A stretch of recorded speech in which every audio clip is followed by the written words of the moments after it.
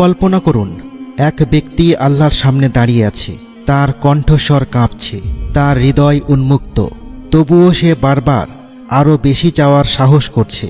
আর তখন আল্লাহ, যিনি সমস্ত সৃষ্টির স্রষ্টা, এমন এক রহমতের হাসি হাসেন যা আসমানকে গলিয়ে দিতে পারেন। যখন আপনি এর পেছনের কারণটি জানবেন, তখন আপনার প্রতিপালকের প্রতি আপনার দৃষ্টিভঙ্গি চিরতরে পাল্টে যাবে। জান্নাতে প্রবেশকারী সর্বশেষ ব্যক্তির গল্প এমন এক আত্মার কাহিনী যে জাহান্নামের গর্জন থেকে হামাগুড়ি দিয়ে অনন্ত শান্তিতে পৌঁছেছে এবং এমন এক পুরস্কার পেয়েছে যা মানুষের কল্পনারও অতীত। তাই পুরো ঘটনা জুড়ে আমাদের সাথেই থাকুন, কারণ এই ঘটনা প্রত্যেক দর্শকের হৃদয়ের আশার এক নতুন স্ফুলিঙ্গ জ্বালিয়ে দিবে। আমাদের প্রিয় নবী হযরত মুহাম্মদ সাল্লাল্লাহু আলাইহি ওয়াসাল্লাম এমন একটি গল্প বলেছেন যা আল্লাহর অসীম করুণা ও দয়াকে প্রকাশ করে। এই বিশুদ্ধ হাদিসটি বর্ণনা করে সেই সর্বশেষ ব্যক্তির কথা যে জাহান্নামের আগুন থেকে মুক্তি পাবে। এমন এক ব্যক্তি যে পাপের বোঝায় নুয়ে পড়েছিল, কিন্তু আল্লাহর রহমত তাকে টেনে তুলেছিল। আপনি জীবনের পথে যতই হারিয়ে যান না কেন, আল্লাহর রহমত আপনার পরবর্তী নিঃশ্বাসের চেয়েও কাছে। এমন এক করুণার কথা ভাবুন যা এত বিশাল যে তা পতিত, পথভ্রষ্ট এবং আশাহতদের খুঁজে বেড়ায়। এই ঘটনা প্রশ্ন তোলে, এই রহমত কি আপনার জন্য হতে পারে? আসুন একসাথেই তা খুঁজে দেখি। জমিন যেন গলিত লোহার মতো জ্বলছে। এক ব্যক্তি জাহান্নামের গভীর থেকে হামাগুড়ি দিয়ে বের হচ্ছে। তার শরীর ঝলসে গেছে, প্রতিটি পদক্ষেপ যন্ত্রণায় ভরা। সে লুটিয়ে পড়ে, হাঁপাতে হাঁপাতে বলে, হে আমার রব, আগুনের শিখা আমাকে গ্রাস করে ফেলছে, এর ধোঁয়া আমার নিঃশ্বাস বন্ধ করে দিচ্ছে, আমাকে রক্ষা করুন, আমি আপনার কাছে মিনতি করছি। তার সেই দুর্বল ফিসফিসানি পরম করুণাময়ের কাছে পৌঁছে যায়। আল্লাহর রহমত ভরা কণ্ঠ জবাব দেয়, হে আমার বান্দা, যদি আমি তোমাকে এই আযাব থেকে মুক্তি দিই, তুমি কি আমার কাছে আর কিছুই কি চাইবে না? লোকটি বিধ্বস্ত ও আশাহত কসম খেয়ে বলল, হে রব, আপনার মহিমার কসম, আমাকে শুধু মুক্ত করুন, আমি আর কিছুই চাইব না। এক মুহূর্তে আল্লাহর রহমত তাকে আগুনের শিখা থেকে বের করে আনে। সে মুক্ত হয়ে পেছনে সেই জ্বলন্ত গহ্বরের দিকে তাকায়। তার চোখে পানি। সে সিজদায় মাটিতে লুটিয়ে পড়ে চিৎকার করে বলে, সমস্ত প্রশংসা সেই আল্লাহর, যিনি আমাকে এই ভয়াবহতা থেকে রক্ষা করেছেন। আজকের দিনে আমার চেয়ে ভাগ্যবান আর কেউ নেই। কিন্তু তার যাত্রা শেষ হয়নি। তার সামনে এক অপরূপ দৃশ্য ফুটে ওঠে।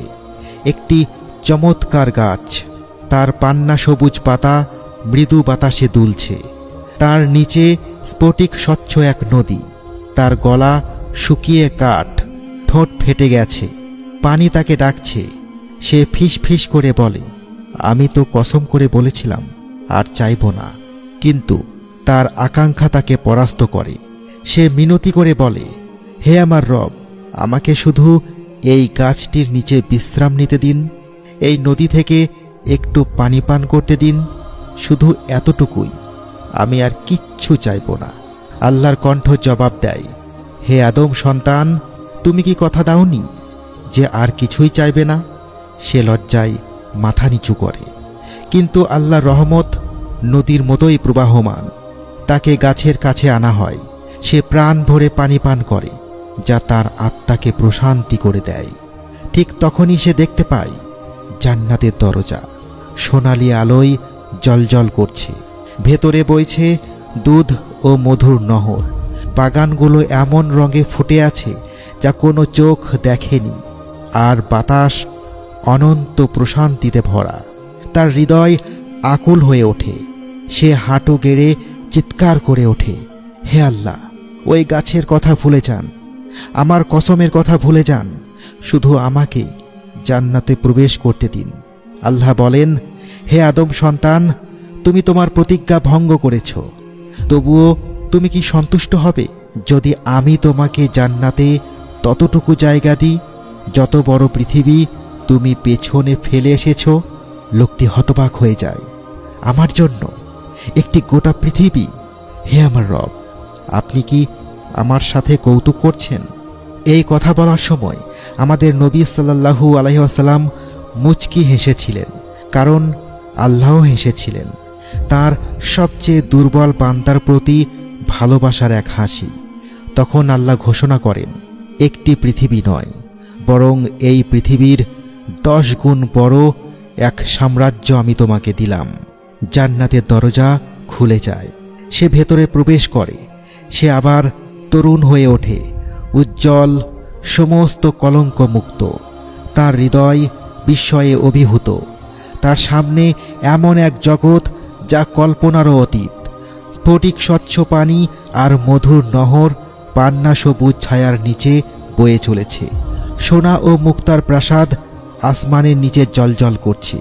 সে যখন তার পুরস্কার দেখে তখন তার নিঃশ্বাস বন্ধ হয়ে আসে। এক বিশাল সাম্রাজ্য যা দিগন্ত ছাড়িয়ে গেছে, যা কেবল স্রষ্টার অসীম রহমত দিয়েই গড়া। তার গাল বেয়ে আনন্দের অশ্রু গড়িয়ে পড়ে। একটু থামুন, ভাবুন, এই ব্যক্তিটি ছিল জান্নাতে প্রবেশকারী সর্বশেষ মানুষ। সে হোঁচট খেয়েছে, নিজের প্রতিজ্ঞা ভেঙেছে, হতাশের মাঝেও আশা করেছে। তবুও আল্লাহ তাকে ফিরিয়ে দেননি। কেন? কারণ আল্লাহর রহমত নিখুঁত মানুষকে নয়, বরং ভগ্ন হৃদয়দের খুঁজে বেড়ায়। আমরা বিশ্বাস করি এই গল্পটি আপনার জন্য। সেই সময়ের কথা ভাবুন যখন আপনি পথ হারিয়েছিলেন, ভুলের বোঝায় ভারাক্রান্ত ছিলেন। হয়তো আপনি এখনও সেখানেই আছেন, অন্ধকারে প্রার্থনা করেছেন, ভাবছেন আল্লাহ কি এখনও আমার কথা শোনেন? এই গল্পটি আপনাকে জানাচ্ছে, হ্যাঁ, তিনি শোনেন। মরুভূমিতে এক তৃষ্ণার্ত আশাহত পথিকের কথা ভাবুন, যে হঠাৎ এক মরুদ্যান খুঁজে পায় যা তাকে বাঁচিয়ে দেয়। এটাই আল্লাহর রহমত, প্রত্যেক আত্মার জন্য এক মরুদ্যান, সে যত দূরেই যাক না কেন। আপনি কি ব্যর্থ হয়েছেন? এই লোকটিও ব্যর্থ হয়েছিল। আপনি কি সন্দেহ করেছেন? সেও করেছিল। তবুও আল্লাহ তাকে একটি সাম্রাজ্য দিয়েছেন। আসলে আপনার জন্য কি অপেক্ষা করছে? যে এখনও আশা রাখে, যে এখনও দোয়া করে। এই গল্পটি শুধু সেই শেষ ব্যক্তিটির নয়, এটি প্রতিটি হৃদয়ের গল্প যা আল্লাহর দিকে ফিরে আসে। আপনার সংগ্রাম, আপনার অশ্রু, আপনার নীরব বিশ্বাস সবই আল্লাহর সামনে স্পষ্ট। আল্লাহর রহমত আপনার যন্ত্রণার চেয়েও বিশাল, আপনার পরবর্তী পদক্ষেপের চেয়েও নিকটে। যদি জান্নাতে প্রবেশকারী সর্বশেষ ব্যক্তিটি এই পৃথিবীর চেয়েও বড় পুরস্কার পেয়ে থাকে, তবে ভাবুন আল্লাহ আপনার জন্য কি রেখেছেন। যে চেষ্টা করে, যে দোয়া করে, যে আন্তরিকভাবে তাকে খোঁজে। আজই আপনার রবের দিকে একটি পদক্ষেপ নিন। ফিস ফিস করে বলুন, আল্লাহ ছাড়া কোনো উপাস্য নেই এবং মুহাম্মদ সাল্লাল্লাহু আলাইহি ওয়াসাল্লাম তাঁর রাসূল। এটি হোক আপনার নতুন শুরু। এই গল্পটি সেই ব্যক্তির সাথে শেয়ার করুন যে মনে করে তার জন্য অনেক দেরি হয়ে গেছে। তাকে দেখান যে আল্লাহর রহমত কখনো শেষ হয় না।